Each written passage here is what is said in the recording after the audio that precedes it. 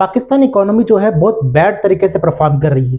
उसकी जो average growth है वो 4.5% है। अगर आप जिम्मेदारान से पूछें कि आपकी इकोनॉमिक ग्रोथ इतनी पुअर क्यों है, इतना पीछे क्यों रह गई है, उसकी वजह ये बताई जाती है कि पाकिस्तान में सिक्योरिटी इश्यूज हैं और सिक्योरिटी इश्यूज की वजह से पाकिस्तान इकोनॉमी जो है अच्छे तरीके से परफॉर्म नहीं कर पा रही। अब सिक्योरिटी इश्यूज क्या है? सिक्योरिटी इश्यूज के बारे में कहते हैं कि देखिए हमें इंडिया से थ्रेट है, पाकिस्तान में सेक्टेरियन टेंशन से, स्कूल ऑफ थॉट की आपस में टेंशन से, उसके बाद कहा जाता है कि टेररिज्म में दहशतगर्दी के वाकयात बहुत ज़्यादा हैं। उसके बाद कहा जाता है कि पाकिस्तान के जो ताल्लुकात हैं अफगानिस्तान से वो बहुत अच्छे नहीं जा रहे हैं, इसी वजह से पाकिस्तान में सिक्योरिटी क्लाइमेट है वो अच्छा नहीं है, तो पाकिस्तान इकोनॉमी जो है वो अच्छे तरीके से परफॉर्म नहीं कर पा रही है। इशरत हुसैन कहते हैं कि जो हाइपोथेसिस पेश किया जाता है कि इकोनॉमी का जो ताल्लुक है डायरेक्टली सिक्योरिटी मामलात से, इसी वजह से पाकिस्तानी इकोनॉमी परफॉर्म नहीं कर पा रही, ये हकीकत नहीं है बल्कि ये एक फ्रेब है।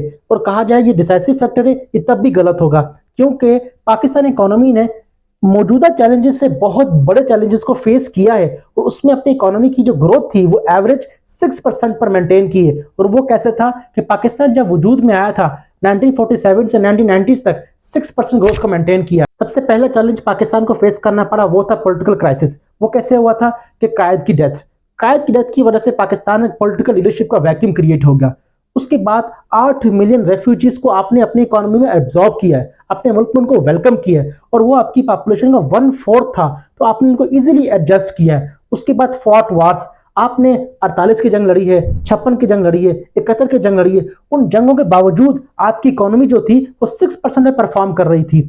नेशनलाइजेशन पॉलिसी में क्या हुआ, जिनके पास इंडस्ट्रीज थी, जिनके पास बैंक्स थे, उन तमाम को नेशनलाइज कर लिया गया। उसकी वजह से क्या हुआ, बहुत बड़ा इकोनॉमी को नुकसान हुआ, फिर भी आपने 6% ग्रोथ को मेंटेन किया। ग्लोबल ऑयल प्राइसेस की शॉक की वजह से बड़ी बड़ी इकोनॉमी बुरी तरीके से अफेक्ट हुई, लेकिन पाकिस्तान ने फिर भी 6% ग्रोथ मेंटेन की। उसके बाद देख ली वॉर अगेंस्ट कम्युनिज्म, दुनिया की दूसरी सुपर पावर ताकत को हराने में हमने किरदार अदा किया और यूएसएसआर को अफगानिस्तान से निकाला, बल्कि बाद में वो टूट भी गया।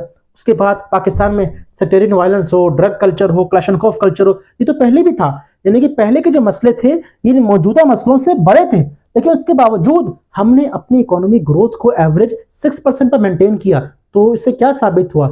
ये एविडेंस हमें साबित कर रहा है कि जो लोग कहते हैं कि पाकिस्तान इकोनॉमी जो है वो 4.5% पे एवरेज परफॉर्म कर रही है, उसकी वजह जो है वो सिक्योरिटी इश्यूज हैं, तो बिल्कुल गलत साबित होता है। इससे बड़े चैलेंजेस को हमने फेस किए, बड़े अच्छे तरीके से हमने परफॉर्म किया। इसका मतलब ये हुआ कि पाकिस्तान इकोनॉमी का जो ताल्लुक है वो डायरेक्टली सिक्योरिटी से इतना ज्यादा नहीं है। अगर सिक्योरिटी पाकिस्तान में बहुत खराब भी होती है तब भी आप अच्छा परफॉर्म कर सकते हैं, ये हमें पाकिस्तान की तारीख बताती है। तो इसका मतलब क्या हुआ कि पाकिस्तान इकोनॉमी जो बैडली परफॉर्म कर रही है उसकी वजह कोई और है और वो हमसे छुपाई जा रही है।